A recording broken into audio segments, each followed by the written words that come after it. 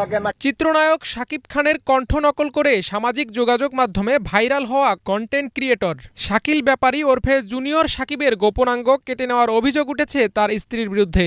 মুমূর্ষু শাকিব এখন ঢাকা মেডিকেলে চিকিৎসাধীন।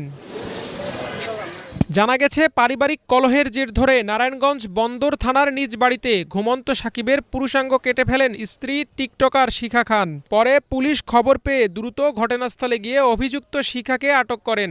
এ সময় ভুক্তভোগীকে প্রথমে বন্দর উপজেলা স্বাস্থ্য কমপ্লেক্সে নেওয়া হয়। অবস্থার অবনতি হলে পুলিশের সহায়তায় তাকে নেওয়া হয় ঢাকা মেডিকেলে।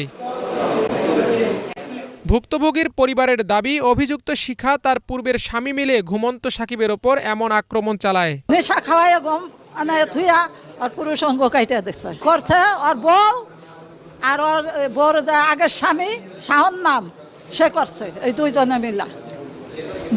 বউ হাতে নিয়ে বয়া রয়েছে।